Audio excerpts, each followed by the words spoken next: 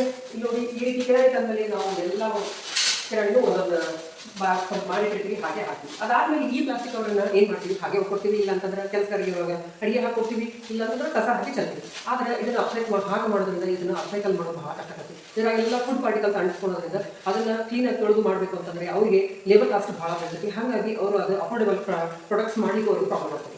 ಅದಕ್ಕೆ ನಾನು ಏನು ಮಾಡ್ತೀನಿ, ಈ ಥರ ಪ್ಲಾಸ್ಟಿಕ್ಸ್ನ ಮೊದಲೇ ಮತ್ತು ಮ್ಯಾಕ್ಸಿಮಮ್ ನಾನು ಬಟ್ಟೆ ಬ್ಯಾಗ್ ಇತ್ತಂದರೆ ಅದನ್ನೇ ತೊಗೊಂಡು ಹೋಗಿ ಹಾಕ್ಸ್ಕೊಂಡ್ಬರ್ತೀನಿ. ಇಲ್ಲ ನನಗೆ ಅನಿವಾರ್ಯತೆ ಇತ್ತು ಅಂತಂದರೆ ತೊಗೊಂಡು ಹೋಗಿಲ್ಲ, ಅವರಿಗೆ ಕೆಳಗಿರೋ ಬಂದು ನಮ್ಗೆ ಕೊಡೋವಂಥ ನನ್ನ ಫೆಸಿಲಿಟಿ ನೋಡಿಲ್ಲ, ಅವ್ರು ತಂದು ಕೊಟ್ಟಾಗ ಈ ರೀತಿ ಪ್ಲಾಸ್ಟಿಕ್ ಕವರ್ನೆಲ್ಲ ತಂದು ಕೊಡ್ತಾರೆ. ಅದಕ್ಕೆ ನಾನು ಏನು ಮಾಡ್ತೀನಿ, ಇದನ್ನು ಎಂಟಿ ಆದಮೇಲೆ ಈಗ ನೀಟಾಗಿ ಮಾಡಿಸಿ ಎಲ್ಲವೂ ಒಂದು ಬ್ಯಾಗ್ ಮೇಲೆ ಹಾಕಿ. ಇವಾಗ ಈ ರೀತಿ ಕ್ಯಾರಿ ಬ್ಯಾಗ್ಸ್ ಕೂಡ ಅಕಸ್ಮಾತ್ ನಾನು ಬಹಳ ಕಡಿಮೆ ಬಳಸೋದು, ಅಕಸ್ಮಾತ್ ಬಳಸಿದ್ರು ಸುತ್ತ ಈ ಥರ ಕ್ಯಾರಿ ಬ್ಯಾಗ್ಸ್ಗಳನ್ನು ಕೂಡ ನೀಟಾಗಿ ಹಿಂಗೆ ಮಡಿಸಿಟ್ಟು ಅವನ್ನ ಮತ್ತೆ ಅದೇ ಕಿರಣಿ ಬೇಡಿ ಕೊಡ್ತೀನಿ. ಅವರು ಮತ್ತೆ ಇದೇ ಕವರ್ಸ್ನಲ್ಲಿ ಮತ್ತೆ ಅದನ್ನು ಯೂಸ್ ಮಾಡ್ತಾರೆ. ಯಾಕಂದರೆ ಇದೇನು ಡೆಸ್ಟ್ ಆಗಿರಲ್ಲ, ಏನು ಗಲೀಜಾಗಿರಲ್ಲ, ಏನಾಗಿರಲ್ಲ. ಹಿಂಗೆ ಮತ್ತೆ ಒಳ್ಳೆ ಯೂಸ್ ಮಾಡ್ಬೋದು.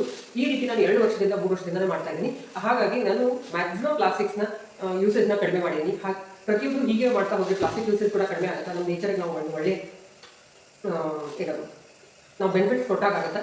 ನೀವು ಯಾವ ರೀತಿ ಇದನ್ನ ಟ್ರಿಕ್ಸ್ಗಳನ್ನು ಯೂಸ್ ಮಾಡ್ತೀರಿ, ಪ್ಲಾಸ್ಟಿಕ್ ಮುಕ್ತವಾಗಿ ಇರ್ಲಿಕ್ಕಂತೂ ಸಾಧ್ಯ ಇಲ್ಲ. ಅಟ್ಲೀಸ್ಟ್ ಪ್ಲಾಸ್ಟಿಕ್ನ ಕಡಿಮೆ ಮಾಡಲಿಕ್ಕೆ ನೀವು ಯಾವ ರೀತಿ ಟಿಪ್ಸ್ಗಳನ್ನು ಫಾಲೋ ಮಾಡ್ತೀರಾ ಅನ್ನೋದನ್ನು ಖಂಡಿತ ನನಗೆ ಕಮೆಂಟಲ್ಲಿ ತಿಳಿಸಿ. ಈಗ ನಾನು ಮಾಡೋದು ನಿಮ್ಗೆ ಉಪಯುಕ್ತ ಆಯಿತು ಅಂತಂದ್ರೆ ಲೈಕ್ ಕೂಡ ಮಾಡಿ. ಧನ್ಯವಾದಗಳು.